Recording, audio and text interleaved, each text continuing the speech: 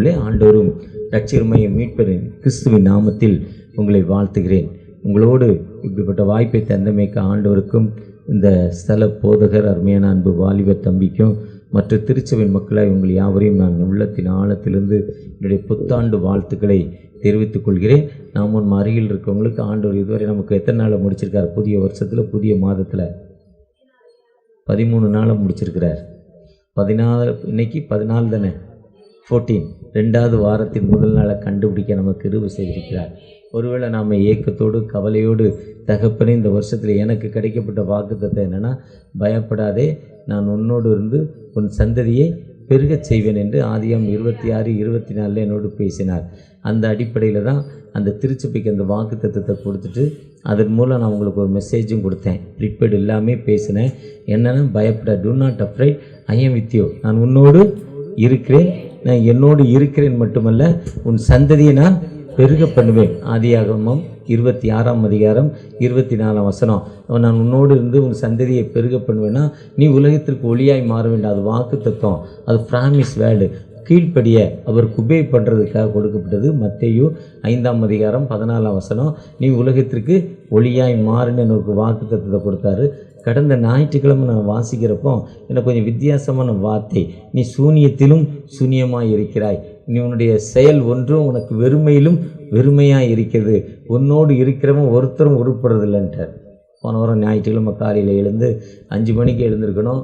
5 மணிக்கு என் மனைவி எழுந்திருக்க உள்ள ரொம்ப டயர்டாக இருந்தேன். லேட்டாக எழுந்திருக்கிறேன்னு படுக்க வச்சுட்டாங்க.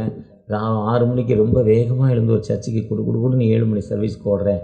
ப்ரிப்பேர்டெலாம் பண்ணலை. ஒரு சிஎஸ்சி சர்ச்சு அந்த தலைப்பில் தான் பேசுகிறோம். பைபிளில் இருந்து பேசுகிற பார்க்கிறப்ப சொல்கிறாரு, நீ சூனியத்திலும் சூனியமாக இருக்கிறாய். எனக்கு ஒன்றுமே புரியல. சர்ச்சுக்குள்ளே போகிற வரையும் எனக்கு ஒன்றுமே அந்த வசனம் புரியலை. ரொம்ப நீ உன்னுடைய செயல் வெறுமையிலும் வெறுமையாக இருக்கிறதுன்னு சொன்னார். எனக்கு இன்னும் ரொம்ப ஷாக்காக இருந்தது. உன்னோடு இருக்கிற ஒருத்தரும் நல்லவன் இல்லைன்னு சொல்லிட்டார். எனக்கு என்னப்பா வாரத்தில் முதல் நாள் இந்த வருஷத்தில் முதல் வாரம் இப்படியோடு பேசுகிறீங்களப்பான்னு அந்த வாரம் முழுவதும் ஜெபித்து கொண்டே இருந்தேன். இந்த கடந்த வாரம் முழுவதும். அப்புறம் நான் அதை புதிய மொழி திருவிலியத்தில் பார்த்தேன். உன் செயல்பாடு ஒன்றுமே இல்லைப்பா, உன் செயல்பாடு இல்லை, நீ மனுஷனை நம்பாத, கடவுளை நம்புகிற மாதிரி அந்த வார்த்தை அதில் சொல்லப்பட்டிருக்கு. இந்த ஞாயிற்றுக்கிழமை இந்த நாள் காலையில் 5 மணிக்கு உங்களுடைய சர்வீஸ்க்கு எழுந்து நான் என்னுடைய காலை கடன்களை முடிப்பதற்கு ஆயத்தமாக இருக்கிறப்போ இந்த தம்பி ஃபோன் பண்ணலை. நேற்று ராத்திரி அவங்க அம்மாவுக்கு ஃபோன் பண்ணேன். தம்பியை ஃபோன் பண்ண சொல்கிறேன். ஏன்னாங்க தம்பியை ஃபோன் பண்ணலை. 5:10 திரும்ப படுத்து தூங்கிடலான்னு முடிவு பண்ணி தூங்குறதுக்கு எதாவது தூக்கம் என்னுடைய தூக்கம் வந்து அது ஒரு பிசாசு, அது நம்மளுடைய செயல்பாடு. திரும்ப தூங்கிலான்னு பார்த்தீங்கன்னா அவர் கூப்பிடலை. இன்னும் 8:30 மணி சர்வீஸ்க்கு போய்க்கலாம், இப்போ ஒன்றும் பிரச்சனை இல்லைன்னு தூங்கலான்னு முடிவு பண்ணுறப்போ திரும்ப எனக்கு ஆவியான உலகத்தினா இல்லைன்னு உட்காந்துரு, நீ வேதத்தை வாசி, என்னுடைய வேதத்தை வாசினார். அப்போ நான் அவருடைய வார்த்தைகளை வாசிக்க ஆரம்பித்தேன். தானியேல் 10ஆம் அதிகாரத்தில் தானியேலோடு பேசுகிறார். பயப்படாதே, காலூன்றி நிமிர்ந்து நில்லுங்கிறாரு. நீ டூ நாட் அஃப்ரைட், நீ காலிருந்து நிமிர்ந்து நில் தானியேல் 10ஆம் அதிகாரத்தில் சொல்கிறாரு. அது 2 வசனம் ரொம்ப தெளிவாக பேசுகிறார். அப்படிப்பட்ட ஆண்டவர் எப்போவுமே நமக்கு எப்போவுமே பயம் இருக்க வேண்டாம். ஏன்னா பயப்படாதேங்கிற வார்த்தை வேதத்தில் 365 தடவை சொல்லப்பட்டிருக்கான். 365 டைம் சொல்லப்பட்டிருக்கான். டூ நாட் அஃப்ரைட், பயப்படாதேன்னு. ஒரு வருஷத்துக்கு எத்தனை நாள்? 365 நாள். காலையில் எழுந்தோடனே எனக்கு பயம், இன்றைக்கி எப்படி இருக்கும்? ஒருவேளை நாங்கள் டிஎஸ் பட்டினமுடி, டிஎஸ் பெருங்காயம், ஈசோப், பெட்ரோல் பம்ப்பு, ஹாஸ்பிட்டல்ஸ் மற்றும் உங்களை இன்னும் பல business and school, annual matriculation higher secondary school, இன்னும் பிஸ்னஸ்லாம் அப்படி இருக்குது. அந்த பிஸ்னஸ்லாம் எப்படி இருக்கும்? என்னோட பணி செய்கிறவங்க எப்படி இருப்பாங்க? ஆளுங்க இன்றைக்கி வேலைக்கு வருமா? எங்களோட ஒரு 100 பேர் வேலை செய்கிறாங்க சென்னையில். இந்த தமிழகம் முழுவதும் 500 பேர் வேலை செய்கிறாங்க. வேலைக்கு வருவாங்களா? இந்த வாரம் எப்படி இருக்கும்? கரண்ட் இருக்குமா? மிஷின் ரிப்பேர் ஆகுமா? மிஷின் ரிப்பேர் ஆகாதா? மெட்டீரியல் கிடைக்குமா? எல்லாம் பல வகையான இயக்கங்கள். அரசாங்கத்தில் நமக்கு என்ன குழப்பங்கள் இருக்குது? நம்முடைய ஃபைனான்ஸ் நிலைமை எப்படி இருக்கும்? நம்மோடு எப்படி இருக்கும்? இந்த வாரத்தில் எத்தனை சர்ச்சுக்கு போகிறோம்? ஒருவேளை இன்றைக்கி 3 சர்வீஸ் அட்டன் பண்ணுறேன், நாளைக்கு காலையில் ஒரு சமத்துவ பொங்கல் சர்வீஸ் அட்டன் பண்ணுறேன், செவ்வாய்க்கிழமை விஜயவாடாவில் பேசுகிறேன், என்னுடைய மார்க்கெட் விஷயமாக போகிறேன், அங்கேயே ஒரு சர்ச்சு, ஒரு தெலுங்கு சர்ச்சில் பேச சொல்லியிருக்காங்க அந்த மக்களோடு. செவ்வாய்க்கிழமை புதன்கிழமை ஒரு சர்ச்சுடைய ஃபவுண்டேஷனுக்கு போகிறேன். வெள்ளிக்கிழமை ஒரு சர்ச்சில் மீட்டிங் இருக்குது, ஒரு கன்வென்ஷன் இருக்குது. சனிக்கிழமை திருநெல்வேலியில் ஒரு பெரிய ப்ரோக்ராம் காலையில் 3:30 மணிக்கு ஒரு பெரிய அசன பண்டிகைக்கு கடந்து போகிறேன். இவ்வளோ ப்ரோக்ராம் வச்சுருக்கேன். கம்பெனி பார்க்கணும், நிர்வாகம் பார்க்கணும், மக்களை பார்க்கணும், நண்பர்களை பார்க்கணும், இதுக்கிடையில் ஃப்ரெண்ட்ஸ் வருவாங்க, குடும்பத்தை பார்க்கணும், இப்படிலாம் பல கஷ்டங்கள். இந்த வார்த்தையில் இந்த வாரம் எனக்கு எப்படிப்பா இருக்கும், என் வாழ்க்கை எப்படி இருக்கும், எனக்கு எப்படிப்பட்ட பலம். என்னுடைய வயதோ 64, 35 வருஷமாக சுகர் வியாதி இருக்குது. 29 வருஷம் சுகர் இல்லாமல் இருந்திருக்கேன். 35 வருஷம் சுகரோடு வாழ்ந்து கொண்டிருக்கிறேன். 64 வயசு. ஒருவேளை இந்த ஓட்டத்தை நான் ஓடிக்கிட்டு இருக்கேன்.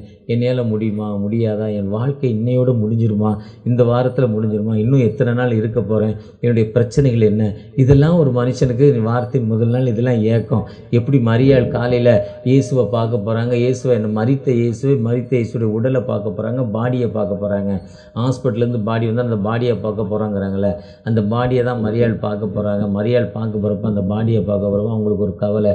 என்ன கவலைன்னா, இன்றைக்கி செத்தா நாளைக்கு பால். நம்முடைய கலாச்சாரம், அவங்க கலாச்சாரம் இன்றைக்கி செத்தா நாளை கழித்து திரவியம் ஊற்றணும். இயேசுவின் கால்களில் கொண்டே அந்த ஏழை பெண், பாவியான பெண் திரவியம் ஊற்றினா, வாசனை திரவியங்கள் ஊற்றுனாங்க. அங்கே வந்து நம்ம எப்படி பணம் ஃபிக்ஸடில் சேர்த்து வைக்கிறோம், அதேமாதிரி இஸ்ரேல் மக்களுடைய ஃபிக்ஸட் என்னன்னா வாசனை திரவியமும் திராட்சை ரசமும் சேர்த்து வைக்கிறதான். பணத்தை சேர்த்து வைக்க மாட்டாங்க. திராட்சை கிரேப் ஜூஸ் எடுத்து எத்தனை வருஷம், 12 வருஷத்துக்கு ஒரு ரேட்டு. 1 லிட்டரு 1000 ருபீஸ்னால் அது 24 வருஷம்னா 1 லிட்டரு 1 லட்ச ரூபாய் ஆகுமா. அந்தளவுக்கு அத்தனை மடம் கொடுமா. அவங்க அதேமாதிரி வாசனை திரவியங்கள் தேர்ந்தெடுத்து வைப்பாங்களாம். அவங்களுடைய லட்சியம் அந்த வாசனை திரவியத்தை கொண்டு இயேசுவின் பாதத்தை இயேசுவின் சரீரத்தில் ஊற்ற போகிறாங்க. போகிறப்ப ஒரு கவலை, வாழ்க்கையில் மனுஷனுக்கு கவலை. அதுதான் கவலைப்படாதே, திகையாதே, நான் உன் தேவன், உன் வலது கையை பிடித்து கொண்டு உன்னோடு கடந்து வருகிறேன். நீ ஆறுகளை கடக்கிறப்போ, நதிகளை கடந்து போகிறப்போ நான் உன்னை விட்டு என்ன பண்ணதில்லை, to not left you, to not forget you, நான் உன்னை கைவிடுவதில்லை, உன்னை மறப்பதில்லை. ஏன்னா நீ என் தாசன், நீ என்னால் மறக்கப்படுவதில்லை, நான் உன்னை உருவாக்கினேன்னு. இப்படி நிறைய வாக்கு தத்தங்கள். இந்த வாக்கு தத்தங்கள்லாம் மறந்து தான் கவலை வருது. எனக்கு காலையில் இவ்வளோ கவலை இருந்துச்சு. ஆனால் அதே மாதிரி தான் அந்த மரியாளம்மாவுக்கு ஒரு கவலை இருந்துச்சு. அந்த கல்றையை பார்க்க போகிறோம்னா அவங்க யாருப்பா அந்த கல்றையை புரட்டி தள்ளுவா, இந்த இயேசுவின் சரீரத்தை பார்க்க எப்படிப்பா போக முடியும். அந்த அம்மா நினச்சிக்கிட்டே, அந்த கல் பெரிய கல்லையை நம்ம ஒரு மாதிரி பூமிக்கு அடியில் வைக்க முடியாதான, பாறை அதை தோண்ட முடியாதான, பாறையை குடைந்து அதுக்குள்ளே தான் வைப்பாங்க பாடியை. இஸ்ரேல் தேசத்தில் நான் நிறைய கல்றையை பார்த்துருக்குறேன். அப்படி அந்த அம்மா கவலையோடு போகிறப்போ தூரமாக பார்க்குறப்போ கல் துறக்கப்பட்டிருக்கு, கல் தள்ளப்பட்டிருக்கு, சரீரம் திறந்து காணப்படுது. அந்த எல்லாம் தெரியுது. இருந்து அப்போ என்ன ஆச்சு, நம்ம வந்த கவலை என்ன ஆச்சு, நம்மளை விட்டு போயிடுச்சுங்கிறப்போ அந்த அம்மாவுக்கு அடுத்த கவலை திறந்துருந்தோன்னே இவனும் தூக்கிட்டு போயிட்டான்டான்னு கவலை வந்துருச்சு. இதுதான் மனுஷன். ஒன்று போனால் நாய் போய் நரி வந்தது, நரி போய் பண்ணி வந்ததுங்கிற மாதிரி அந்த நரி கொலையாக மந்திரிக்கான ஒரு விளையாட்டு முன்னால் விளையாடுவாங்க. இப்போ சின்ன பிள்ளைங்க விளையாடுறதுக்கு உங்களுக்குலாம் எங்கே இடம் இருக்குது, நடந்து போகிறதுக்கு இடம் இல்லை, உட்காரதுக்கு இடம் இல்லை. கொலையாக மந்திரிக்கான விளையாடுறப்ப அந்த துண்டை வச்சுக்கிட்டு அந்த பிள்ளை பின்னால் போடுவாங்க. அது வந்து தெரிஞ்சு எடுக்கணும். அது வரையும் அதை ஏமாற்ற அதே மாதிரி நம்ம ஒரு சில கவலைகள் மனுஷனுக்கு வந்து கொண்டே இருக்குது. அந்த கவலை தான் அந்த அம்மாவுக்கு. ஆனால் அங்கே கல்றையை போய் பார்க்குறாங்க. கல்றையை பார்த்துட்டு யாரோ தூக்கிட்டு போயிட்டாங்கன்னு யோவான் ஐயாட்டையும் பேதுரு ஐயாட்டையும் வந்து சொல்கிறாங்க. அப்பா, இயேசுவின் சரீரத்தை யாரோ தூக்கிட்டு போயிட்டாங்க. யோவான் 20ஆம் அதிகாரத்தில் நான் பேசிக்கிட்டு இருக்கேன். அந்த தூக்கிட்டு போயிட்டாங்கன்னு சொல்கிறப்போ அந்த குடுகுடுன்னு சொன்னோன்னு உடனே பேதுரு அடிகளும் யோவான் அடிகளாரும் குடுகுடுன்னு ஓடி வர்றாங்க.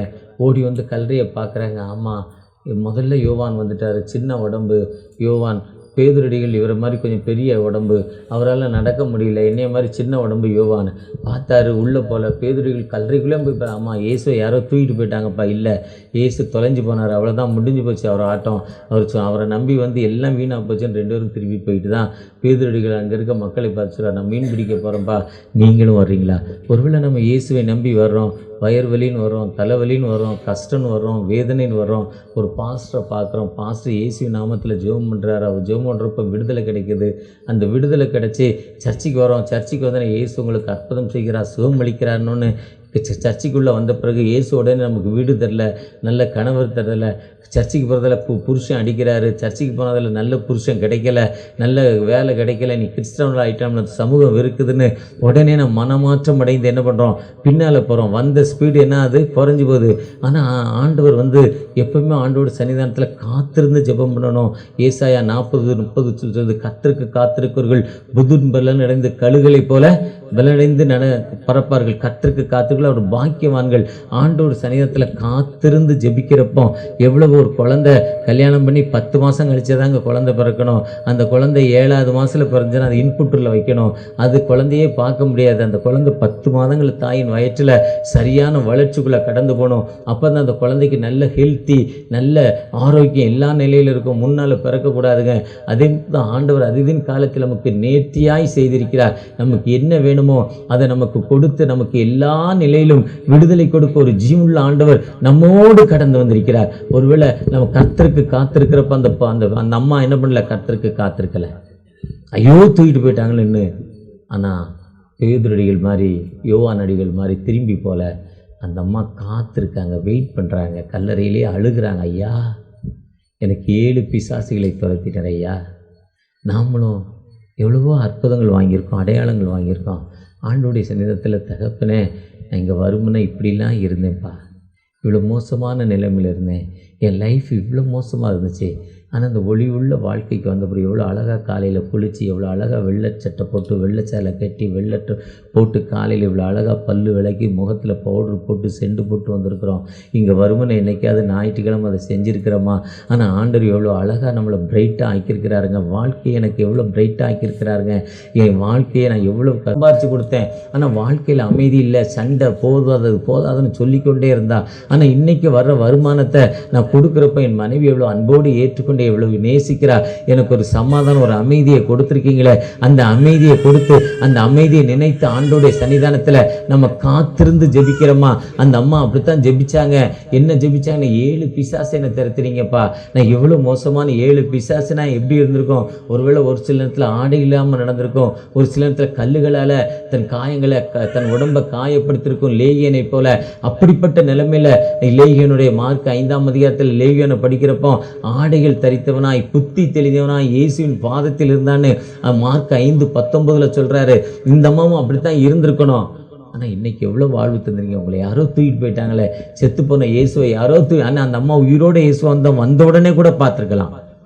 நாம் கூட இயேசு உயிரோடு இருக்கிறாருங்கிற நம்பிக்கை இல்லாமல் இருக்கிறோம்.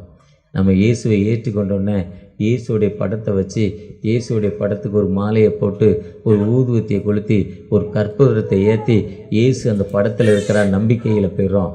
அது இல்லைங்க. உயிருள்ள என் அப்பாவுக்கு நான் ஃபோட்டோ வைப்பேனா, உயிருள்ள என் மனைவிக்கு நான் ஃபோட்டோ வைப்பேனா, உயிருள்ள என் மகனுக்கு நான் ஃபோட்டோ வச்சு மாலை போடுவேனா? என் ஆண்டவர் ஜீவித்த அரசு அழிகிறவர், அவர் உயிருள்ளவர், நமக்கு வாழ்வை கொடுக்க ஒரு உயிருள்ள ஆண்டவர். அந்த உயிருள்ள ஆண்டவருக்கு என்ன பண்ணக்கூடாது? நீங்கள் யாராவது ஃபோட்டோவில் மாலை போட்டிங்கன்னா போகணுன்னு என்ன பண்ணணும்? நம்ம ஆண்டவர் எப்படி இருக்கார்? நீங்கள் ஃபோட்டோலேருந்து மாலை எடுக்கலாம், ஒரு ஆவி உங்களுக்குள்ள ஒரு அசுத்தாவி இருக்குதுன்னு அர்த்தம். ஏன்னா அந்த புடுகுடுப்பக்காரர் இருக்கார்ல, தெரியுமா? ராக்கோடாங்கி நல்ல காலம் பிறக்குது, 12 மணிக்கு சுடுகாட்டுக்கு போவான். ஒரு பெரிய ஆவிக்கு பூஜை பண்ணுவான், சாராயம் கொடுப்பான் அந்த பெரிய ஆவிக்கு. அந்த பெரிய ஆவி அவனுக்குள்ளே இறங்கும். அந்த ஆவிக்கு சாராயம் கொடுக்குறது, அவன் சாராயத்தை குடிப்பான். அந்த ஸ்பிரிட்டில் அந்த ஆவி சொல்லும், உங்கள் தெரு பேர் சொல்லி, இந்த தெருவில் கல்பனாக்கா வீடு இருக்குது, அந்த வீட்டுக்கு போடாங்க.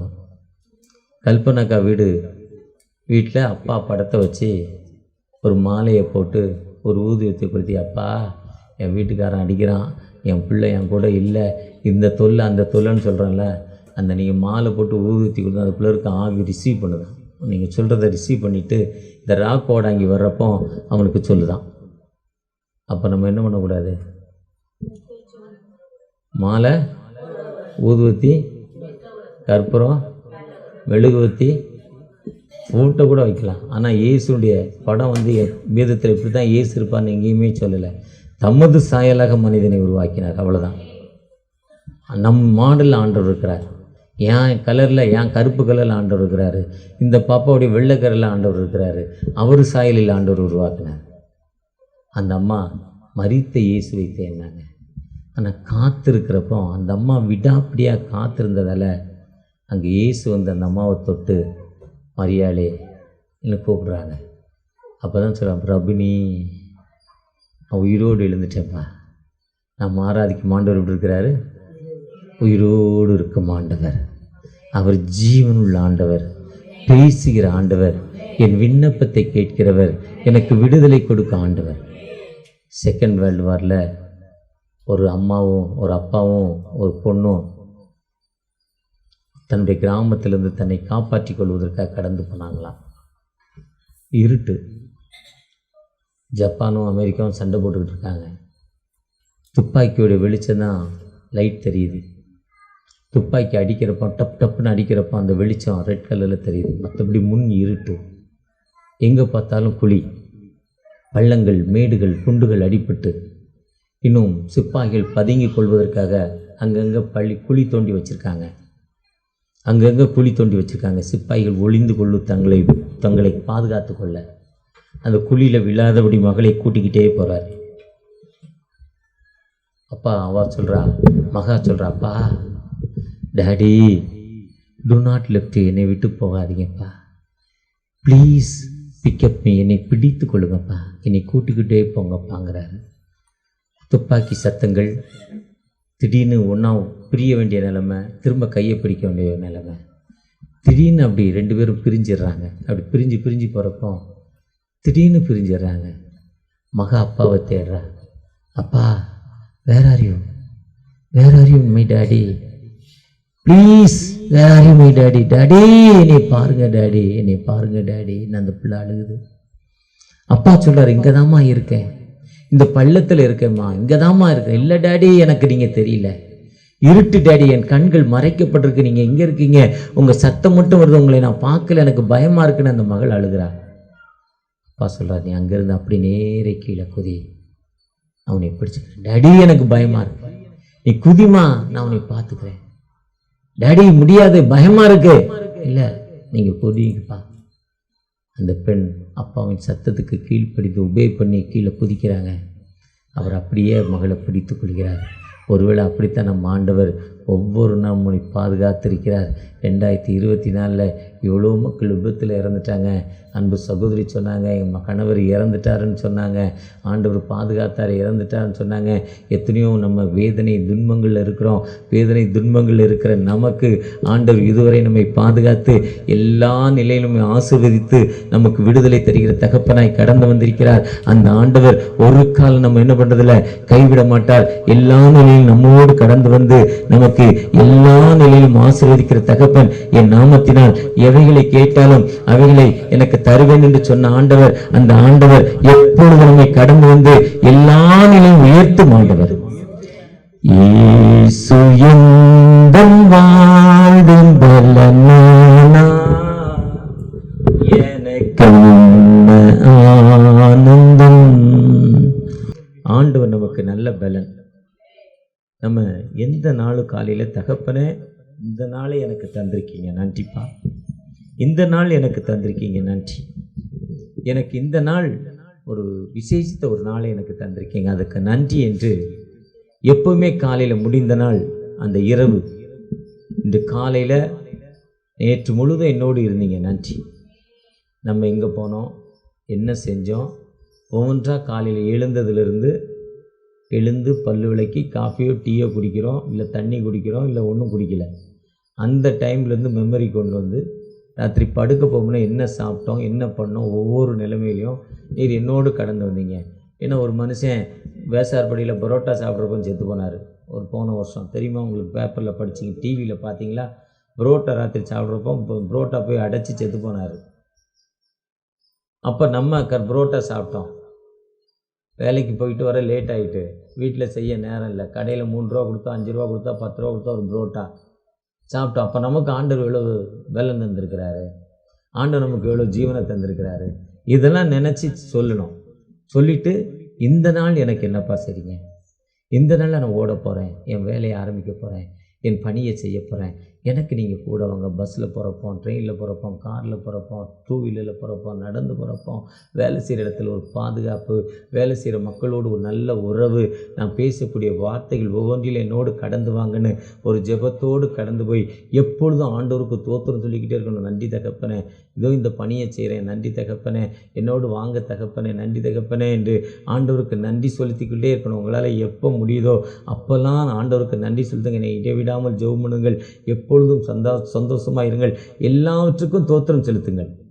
1 தெசலோனிக்கேயர் 5ஆம் அதிகாரத்தில் சொல்லியிருக்காங்க, கண்டினியூ டு த ப்ரேயர். ஆண்டவருக்கு நம்ம எப்போவுமே ஜெபித்து கொண்டே இருக்கிறோம். நீங்கள் ஜெபிக்க ஜெபிக்க ஜெபிக்க உங்களுடைய வாழ்க்கை தரம் கூடிக்கிட்டே இருக்கும். நீங்கள் எவ்வளோ நேரம் ஒரு நாளைக்கு ஜெபிக்கிறீங்களோ, முழங்கால நின்று கதவு மூடிக்கிட்டு தான் ஜெபிக்கல, பஸ்ஸில் போகிறப்போ, வீட்டில் உட்காந்துருக்கிறப்போ, வேலை செய்கிறப்போ சத்தமாக தான் ஜெபிக்கல, வாய்க்குள்ளே நீங்கள் எவ்வளோ நேரம் ஜெபித்து கொண்டு தோத்திர ஆண்டவரே, இது இந்த சகோதரி கூட பேசுகிறேன், தோத்திர ஆண்டவரே, இந்த சகோதரி கூட சண்டை போட்டுக்கிட்டு இருக்கேன், தோத்திர ஆண்டவரேன்னு சொல்லணும்.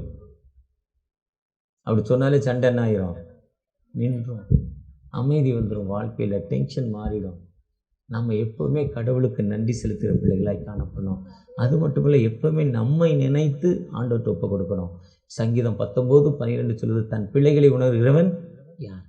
மறைவான குற்றங்களுக்கு என்னை விலக்கிக்காரன், பாவங்களை மறைக்கிறவன் அறிக்கை செய்து விட்டு விடுகிறவனோ, வருத்தப்பட்டு பாரம் சுமக்கிறவர்களே, நான் உங்களுக்கு ரெஸ்ட் தருவேன்.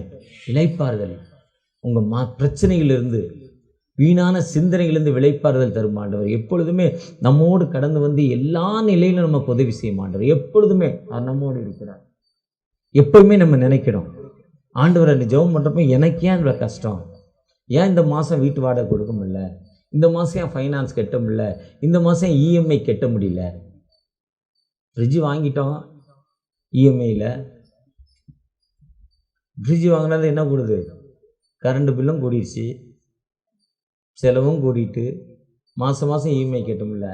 அப்போ நம்ம நினைக்கிறப்ப தோணத்து வரும், உனக்கு எதுக்கு ஃப்ரிட்ஜு, உனக்கு எதுக்கு வாஷிங் மிஷின், உன்னுடைய வசதி எவ்வளவு, விரலுக்கு தந்து தான் விற்கும், உனக்கு ஏன் இவ்வளோ கடன், நீ போய் நெட்டில் ஏன் ஆர்டர் போட்டு இந்த புடவையை வாங்கினேன், ஏடிஎம் கார்டு, டெபிட் கார்டா கிரெடிட் கார்டா கடனுக்கு வாங்குறது, கிரெடிட் கார்டில் போய் ஏன் நீ கடனுக்கு வாங்கினேன், 5 ரூபா பொருளை 10 ரூபா கொடுத்துலாம் வாங்கியிருக்கேன் முட்டாளே. ஆண்டவர் என்னோடு என்ன பண்ணுவார், பேசுவார். இன்றைக்கி அரசாங்கமும் மக்களும் நம்மளை ஏமாற்றி கொண்டிருக்காங்க. ஃபோன் பண்ணுது, ஐயா யுவர் ஏ சௌந்தர பாண்டியன், உங்களுடைய பிஸ்னஸ் லோன் இத்தனை லட்சம் உங்களுக்கு உங்களுக்கு நான் செஞ்சுருக்கேன்னு சொல்கிறாங்க, இத்தனை லட்சம் கொடுக்குறேங்கிறாங்க. யார் அப்போ விட்டு காசை யாரா கொடுக்குறது, எனக்கு ஏன்டா அவன் காசை நம்ம நினைக்கணும்.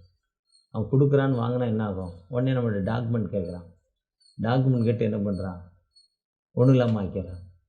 ஏமாந்துக்கிட்டு இருக்கோம். ஒருத்தன் என்கிட்ட புது பைக்கு பல்சர் இருக்கு, நான் டெல்லிக்கு மாற்றலாகி போகிறேன், எனக்கு பிரயாணம் பண்ண காசு இல்லை, அதனால் இந்த பைக்கை நான் விற்றுக்கிறேன், நெட்டில் வாட்ஸ்அப்பில் போடுறான். Please contact to this number, நான் ரயில்வே ஸ்டேஷனில் இருக்கிறேன், இந்த பைக் இங்கே இருக்குது, நீங்கள் உடனே வாங்கிக்கலாம். பார்க்குறாங்க, உடனே 10 பேர் பார்க்குறாங்க, 5 பேர் ஆர்டர் சொல்கிறாங்க. பணத்தை உடனே நெட்டில் போடுங்கிறான், பேங்கில் போடுங்கிறான். போட்டோன்னு அவன் போய்கிட்டே இருக்கான், எங்கே இருக்கானே தெரியல. இன்றைக்கி இப்படிப்பட்ட ஏமாற்றுக்காரர்கள் அதிகமாகிக்கிட்டே இருக்காங்க. ஏமாத்துகிற மக்கள், ஒரு பொண்ணு மேட்ரிமோனியில் எனக்கு மாப்பிள்ளை வேணும்னு சொன்னாங்க. ஒரு மாப்பிள்ளை உடனே சொன்னார், மிலிட்ரியில் இருக்கிறேன், எனக்கு வயசு எது, அவர் ஃபோட்டோலாம் போட்டார். அவங்க 2 பேரும் பார்த்தாங்க. அந்த நெட்டில் 2 பேருக்கும் அந்த ஃபேஸ்புக் மூலம் 2 பேருக்கும் நண்பர்களானாங்க. ஒருத்தர் திருமணம் பண்ணணும்னு ஃபிக்ஸ் பண்ணிக்கிட்டாங்க. அப்போ அவர் சுவிஸில் இருந்தார். சுவிஸில் ஃபேமஸ் வாட்ச்சு தான், ரெஸ்ட் வாட்ச் வந்து சுவிஸில் அதில் ஃபேமஸ்ஸு. அதை நான் உங்களுக்கு ஒன்று அனுப்புகிறேன், என்ன உங்களை ரொம்ப பிடிச்சிருக்குன்னு சொல்லி அந்த அம்மாவுக்கு ஒரு வாட்ச் அனுப்புனாங்க. எப்போவுமே நான் உங்கள் கைகளில் இருக்கணும், அதனால் ஒரு ரெஸ்ட் வாட்ச் உங்களுக்கு அனுப்புகிறேன்னு ஒரு ரெஸ்ட் வாட்ச் அனுப்புகிறாங்க.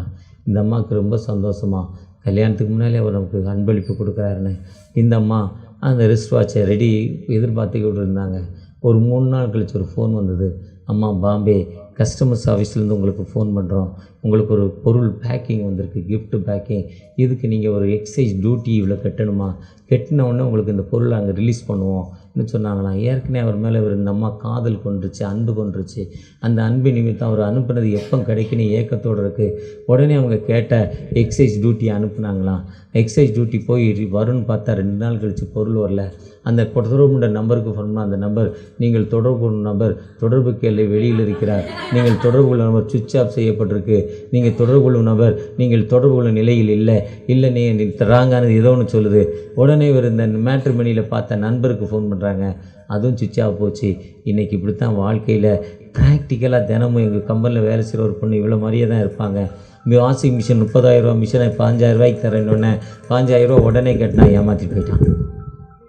இன்றைக்கி ஏமாத்துகிற மக்கள் இப்படித்தான் வாழ்ந்துக்கிட்டு இருக்காங்க. அப்போ நம்ம என்ன பண்ணக்கூடாது? வீணா நம்ம ஆசைப்படக்கூடாது. கடவுளுடைய சித்தத்துக்கு நம்ம என்ன பண்ணணும்? ஒப்பு கொடுக்கணும். ஆண்டவருடைய சித்தத்துக்கு நம்ம ஒப்பு கொடுக்குறப்போ ஆண்டவர் எல்லா நிலையிலும் நம்ம யாரு, ஏன் தவறு என்ன, எப்படி நம்ம சிந்தனை பண்ணணும், நம்ம சிந்தனை பண்ணி ஒப்பு கொடுக்கணும். எப்படின்னா, ஒரு ஏழை மனுஷன் ஒரு நாள் அவர் அந்த தூத்துக்குடி மாவட்டத்தில் போனால் ஒரு பெரிய வருமானம் முருங்கைக்காய். மண் சாஃப்டாக இருக்கும், முருங்கை செடி ஈஸியாக வளரும். அந்த முருங்கைக்காய் கொண்டே விற்க போனார். 1 கிலோ 10 ரூபா, 10 கிலோ 100 ரூபா. அந்த கடைக்காரர் 100 ரூபாய்க்கு முருங்கைக்காய் வாங்கிட்டார். தினம் 2 நாளைக்கு ஒருக்கா 10 கிலோ கொண்டே கொடுப்பார், 100 ரூபா கொடுத்துருவார். இது நீண்ட நாள் பயணம், ரொம்ப நாள் போய்கிட்டே இருக்கு. ரொம்ப நாள் போய்கிட்டே இருக்கிறப்போ ஒரு நாள் ஒரு கல்யாண வீட்டுக்கு அந்த முருங்கைக்காய் கொடுத்தார். 10 கிலோன்னு 10 கிலோன்னு முருங்கைக்காய் கொடுக்குறப்போ அது 9 கிலோ தான். அவர் கல்யாண வீட்டுக்காரன் ஒரு சந்தேகப்பட்ட வேணிய மாதிரி எடை வைடான்ட்டான். எடை வச்சா 10 கிலோக்கு எவ்வளோ இருந்தது? 9 கிலோ. அந்த கல்யாண வீட்டுக்காரர் கடைக்காரத்தை, என்னங்க 10 கிலோ சொல்கிறீங்க சார், உங்களை நம்பி பொருள் வாங்குகிறோம், இப்படி தான் இருக்குமா சார் எல்லா பொருளும்? அரிசி 50 கிலோன்னு சொல்லிங்கன்னா 45 கிலோ தான் இருக்கும் பொழுது சார். சர்க்கரை 7 கிலோ சொல்கிறீங்க, 5 கிலோ 6 கிலோ தான் இருக்கும் பொழுது சார். எல்லாமே ஃப்ராடு தான் பொழுது சார். உங்களை எவ்வளோ நல்லா நம்புகிறோம், இவ்வளோ மோசமாக இருக்கீங்களேன்னு அந்த கல்யாண வீட்டுக்காரரு அந்த மனுஷனை சொல்லிட்டார். அவர் டென்ஷன் ஆகிட்டார். வரட்டும் அந்த வியாபாரி, ஏழை, நல்ல ட்ரெஸ் இல்லை, கிழிஞ்ச சட்டை, அழுக்கு, வெள்ளை வேட்டி, மஞ்சள் கலரில் சட்டை இல்லை, வேட்டி மட்டும்தான், அப்படியே பயந்து கிட்டு நிற்பார்.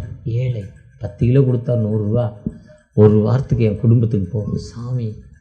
100 ரூபாய்க்கு அவர்கிட்ட அரிசி, பருப்பு, சர்க்கரை, சீனி, உப்பு எல்லாம் வாங்கிட்டு போயிடுவார். 100 ரூபாய்க்கு ஒரு வாரத்துக்கு தேவையானது எல்லாம் வாங்கிடுவார். எவ்வளோ ஏமாற்றிருக்கான், 10 கிலோவுக்கு 9 கிலோ கொடுத்துருக்கான். திருட்டு வரட்டும். அவன் வானத்துக்கு பூமிக்கு அவருடைய ப்ரெஷர் கூடி கீழேருந்து உச்சந்தலையில் போய் கொஞ்சனா இந்த மண்டையில் இருக்க நரம்புலாம் வெடிச்சிருக்கான். அப்படி வேணால் பெரிய பணக்காரனை ஒரு சாதாரண மனிதன் திட்டிடுறான். போடா ஏமாற்றிட்ட போடான்னு மொத்த ஜாமானே 1 லட்ச ரூபாய்க்கு வாங்குற ஜாமானே வேண்டான்னு சொல்லிட்டு போயிட்டான். ரொம்ப டென்ஷன். அடுத்த நாள் அந்த மனுஷன் பயந்து போய் முருங்கைக்காய் கொண்டு வந்தார். வந்தோன்னு முருங்கைக்காய் எடை வைடானார். எடை வச்சா 10 கிலோ 9 கிலோ இருக்கு. இவ்வளோ நாள் அப்படி ஏமாத்துறேன். ஒரு 2.5 மணி நேரம் திட்டினார் அவரை. இந்த மனுஷன் அப்படியே நின்னார், அழுதுகிட்டே நின்னார். ஒரு வழியாக திட்டி அப்படியே தொண்டை தண்ணியெல்லாம் மாறிட்டு டென்ஷன் ஆகி அப்படி ஒரு மாதிரி பேச முடியல, நாக்கெல்லாம் வரலுது. அந்த நேரத்தில் அமைதியான, ஏன்டா அப்படி பண்ணன்னு திரும்ப கேட்குறேன். ஐயா, நானும் ஏழை, ஏன்ட திராசு இல்லை, நீங்கள் தான் ஒரு திராசு கொடுத்தீங்க, நீங்கள் தான் படிக்கல் கொடுத்தீங்க, 1 கிலோ படின்னு கொடுத்தீங்க, அந்த கல்லை வச்சு தான் ஏன் நான் எடை போட்டேன், என்கிட்ட வேறு கல் இல்லையான்னு சொல்லி அந்த கல்லை எடுத்து காட்டினா அந்த கல்லுக்கு பின்னால் ஒரு வெள்ளி, ஒரு பித்தளையோ இன்னும் ஈயம் இருக்கும். அந்த ஈயம் இல்லை, அந்த ஈயத்தோட 100 கிராம் இவர் கொடுக்குறப்ப என்ன இல்லை அதில், அந்த ஈயம்தான் சீலு. அப்போ தவறு யாருடையது? இதே தான் நம்ம ஆண்டவர்கிட்ட, ஏன்பா எனக்கு கொடுக்கல, ஏன்பா என்னை பாதுகாக்கலை, எதுக்கு என்னை கிடைக்கலன்னு கேட்குறப்போ கர்த்தருடைய சன்னிதானத்தில் 2 சாமுவேல் 16ஆம் அதிகாரத்தில் தாவீது ஆண்டவருக்கு விரோதமாய் போகிறாரு. சென்சஸ் எடுக்கக்கூடாதுங்கிறாரு. அவர் சென்சஸ் எடுக்கிறாரு. அங்கே இறையரசு இறைவனுடைய தூதர்கள் அங்கே இருக்க மக்களை பாதிக்க கொடுக்குறப்போ தாவீது அழுகிறார். நான் அல்லவா தவறு செய்தேன், என் மக்கள் அல்ல, தயவு செய்து எனக்கு விடுதலை கொடுங்க. 2 சாமுவேல் 12ஆம் அதிகாரத்தில் நாத்தான் தீர்க்கன் தாவீதை, நீ தவறு செய்து விட்டாய், நீ ஒரு பாவி, நீ ஒரு பெண்ணை கெடுத்து விட்டாய், ஒரு மகனை கொன்னுட்ட, நான் உன்னை கொல்ல போகிறேன்னு நாத்தான் தீர்க்கன் சொல்கிறாரு. உடனே தாவீது அழுகிறாரு, புலம்புறார், தகப்பனே தகப்பனே, டேடி டேடி, என்னை கைவிட்டாதீங்க, எனக்கு விடுதலை கொடுங்கப்பா, எனக்கு விடுதலை கொடுங்கப்பா, எனக்கு ஒரு புதிய வாழ்வு கொடுங்க, என்னை ஆசீர்வதிங்கன்னு தாவீது அழுது புலம்புறாரு. அந்த சொல்லிட்டு தாத்தான் தீர்க்கன் இங்க சொல்லிட்டு அந்த ரோடுக்கு போல அந்த கடை தூரத்துக்கு போல ஆண்டவர் கூப்பிட்டு என் மகனை பார்த்தியாயா, அவன் தன்னை அழுகிறான், தன்னை ஒப்பு கொடுக்கிறான்னு சொல்றாரு. ஒருவேளை நாமும் பாவங்களை மறைக்கிறவன் வாழ்வடைய மாட்டான், அறிக்கை செய்து விட்டு விடுகிறவனோ இரக்கம் பெறுவான். பாவிகளை ரட்சிக்க கிறிஸ்து உலகத்தில் வந்தார் என்கிற வார்த்தை எல்லா அங்கீகாரத்துக்கும் பாத்திரமானது. நம்முடைய அக்கிரமங்கள் பாவங்கள் நீக்கி நம்மை கிருபையினால் ரட்சிப்பதற்காக இயேசு கிறிஸ்து உலகத்திற்கு வந்தார். அந்த இயேசுவை நோக்கி, தகப்பனே என்னை ஏன்பா கைவிட்டீங்க, எனக்கு ஏன் கைவிட்டீங்க, இப்ப இருட்டான சூழ்நிலையில இருக்கிறேன், வாழ்க்கையில வேதனையில் இருக்கிறேன், துன்பத்தில் இருக்கிறேன், எனக்கு இப்படிப்பட்ட துன்பங்கள் இருக்கு, எனக்கு ஏன்பா கஷ்டம், எனக்கே வேதனை, மனமறங்கப்பா, எனக்கு ஒரு மனமறங்கி விடுதலை கொடுங்கப்பா, உங்களுடைய கிருபை எனக்கு தாங்க தகப்பனே, உங்களுடைய இரக்கத்தை எனக்கு தாங்க தகப்பனே, உங்களுடைய வழியெடுத்தல் எனக்கு தாங்க தகப்பனேன்னு நீங்க அழுது அவருடைய சன்னிதானத்துல புறம்புறப்பா. எதுக்கு என் வாழ்க்கையில முன்னேற்றம் இல்ல, என் பிள்ளைய படிக்கல, என் பிள்ளைய பிளஸ் 2ல ஃபெயில் ஆனா, என் பிள்ளைய 10th ஃபெயில் ஆனா, என் பிள்ளைய அந்த பையனை லவ் பண்ணி கூட்டிட்டு போனா, எதுக்குன்னு கேட்கிறப்பா ஆண்டவர் நம்மோடு பேசும் ஆண்டவர், நமக்கு விடுதலை கொடுக்கும் ஆண்டவர். எதுக்கு இருக்கு இந்த ஆசீர்வாதம் இல்ல, நம்ம நினைத்து நம்ம நினைக்கணும். சகையோ தன்னை நினைத்தாரு, நான் யாற்றாவது அநியாயமா வாங்கியிருந்தான் 4 திரும்ப கொடுக்கிறேன்னு சொன்னாரு, என் சொத்துக்களில் சரிபாதியை ஏழைக்கு கொடுக்கிறேனாரு. ஏன்னா அங்க இருக்க இயேசு சொன்னாங்க, நான் வீட்டுல தங்க வேண்டும் என்று சொல்லும்போது அங்க இருக்க மக்கள் சொன்னாங்க, சகையை பார்த்து இவன் மோசமான ஆளு, இவன் கஞ்சா வித்தான், சராயம் குடிச்சா, இவ்வளவு மோசமான ஆள் அங்க இருக்க மக்கள் எல்லாம் சொன்னாங்க. இயேசுவோ நல்லவர் என்று சொன்னாங்க. அப்போ எல்லாரும் என்னவோ பேசுறாங்களே, இயேசுடைய காதல் விழுந்தானா, இயேசு நீ பாவி, நீ தள்ளி போடான்னு சொல்லவே இல்லை, அவன் கூட போய்கிட்டே இருக்கிறார். ஆனா அந்த சத்தங்களை கவனித்த சகை சொன்னார், என்னை மன்னிச்சிருங்கப்பா, என்னை மன்னிச்சிருங்கப்பா, என்னை மன்னிச்சிருங்க தகப்பனே, என்னை மன்னிச்சிருங்க. எட்டாவது அநியாயமா இந்த 4 திரும்ப பாவம் மன்னிப்பு நிச்சயம். எப்ப நம்ம பாவங்களை அறிக்கையிடும், அதான் கிறிஸ்துவனுடைய நமக்கு பிரேயர். என்ன பிரேயர்? பரமனில் இருக்கிற எங்கள் பிதாவே, உம்முடைய நாமம் பரிசுத்தப்படுவதாக, உம்முடைய ராஜ்யம் வருவதாக, உம்முடைய சித்தம் பரமனில் செய்வது போல பூமியில் செய்யப்படுவதாக, அந்தந்த அப்பங்களை எங்களுக்கு தாரும். எங்களுக்கு விரோதமாக குற்ற செய்களை மன்னிக்கிறது போல எங்கள் குற்றங்களை முதல்ல நம்ம என்ன பண்ணணும், நம்முடைய குற்றங்களுக்கு மன்னிப்பதற்கு பிறர் குற்றங்கள் நம்ம என்ன பண்ணணும், ஃபர்கிவ்னஸ் கொடுக்கணும். ஏய் நீ ஏமாத்திட்ட, அந்த இருமாப்போடு நம்ம கடவுள்கிட்ட ஜெபம் பண்ணுறப்போ அந்த ஜெபம் இந்த ஓட்டை விட்டு மேலே போகாது, வீட்டை விட்டு வெளியே போ கேட்கப்பட மாட்டாது. எவ்வளோ சத்தமாக ஜெபிச்சாலும் என்ன பண்ணாலும் அந்த ஜெபம் கேட்கப்படாது. எப்போ நான் நினைத்து நான் இன்னைக்கு ராத்திரி ஜெபம் பண்ணுறப்பா, இன்னைக்கு நான் நடந்து வந்த பாதை இதுப்பா, இவ்வளோ தவறு செஞ்சுருக்கேன், இவ்வளோ வேதையான வாழ்வுன்னு நம்ம நினைத்து அறிக்கை இட்டு ஜெபம் பண்ணி பாருங்க. ஆண்டவர் உங்களுக்கு விடுதலை. ஒவ்வொரு நாளும் அப்படி ஜெபம் பண்ணி பாருங்க. நான் இந்த பேர் கூட சண்டை போட்டிருக்கேன், இவரை திட்டியிருக்கேன், இன்னைக்கு இவரை மோசமாக பேசியிருக்கேன்னு நீங்கள் நம்ம நினைத்து அறிக்கை எடுங்க. கர்த்தருடைய சன்னிதானத்தில் அறிக்கை இட்டு நீங்கள் ஜெபம் பண்ணி பாருங்க.